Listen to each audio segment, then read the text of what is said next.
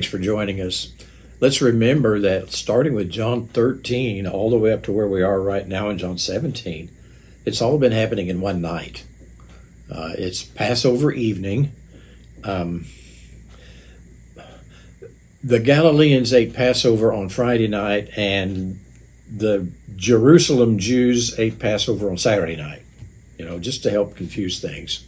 And so they've already had the Passover meal, and he washed feet, and Judas left to go get the army to betray him, and he took the remaining 11 with him, and he lectured them in chapter 14, and then at the end of chapter 14 he said, let's leave here. And so 15, 16, and 17, he is between the upper room where they had the Lord's Supper and the Garden of Gethsemane, where he's going to be arrested.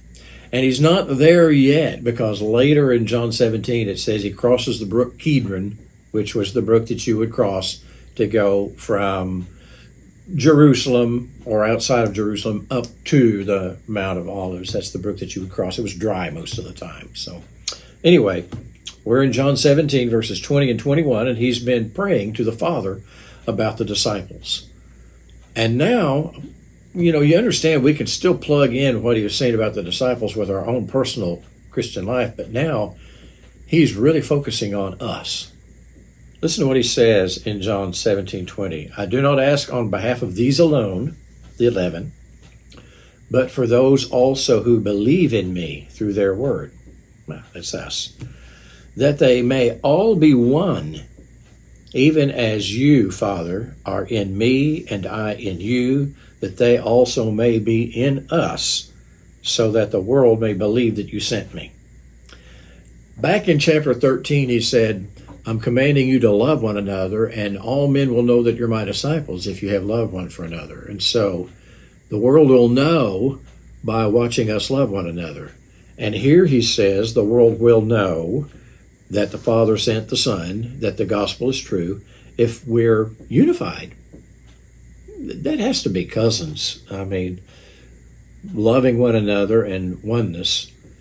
First of all, in 1 Corinthians 6:17, it says, he who has joined himself with Christ is one spirit with him.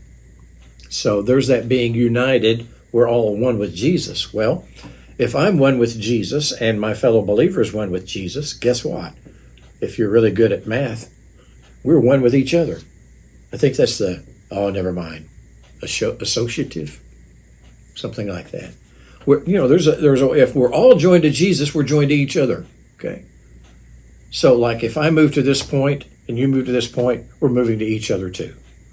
So that's what Jesus is saying, is he's praying for a oneness in the church. So that must really be important.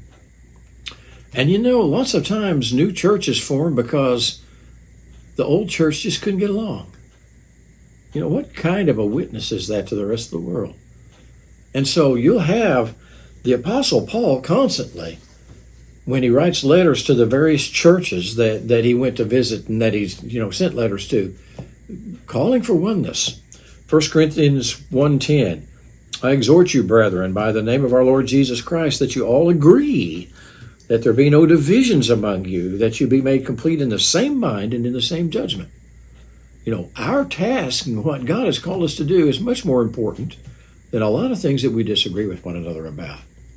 We need to work at that oneness. As a matter of fact, I believe it's in Romans 12 that he says, strive for that. Strive for that. Work at it. Because you think about it, you got a whole bunch of people and none of them think exactly alike. And so that oneness is, hey, we need to remember, we need to focus and make sure that we're all about the same thing and that everything else is secondary.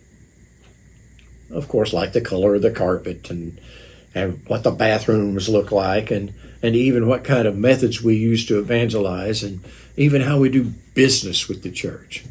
He goes on, Philippians 2:2, make my joy complete by being of the same mind, maintaining the same love, united in spirit, intent on one purpose.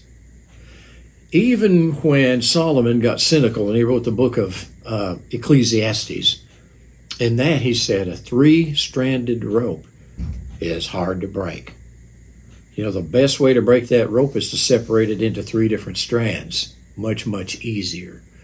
Well, so you should expect the evil one, since he wants the church to fail, because if the church fails, then people don't come to Jesus, and that grieves God. He knows he can't hurt God, and so he's going to do the second best thing. He wants to grieve God. If people don't come to faith in Jesus Christ because the church has failed, that'll make him happier than he is right now. And so you should expect Satan to be constantly trying to divide the church. Don't let him. Have a great day.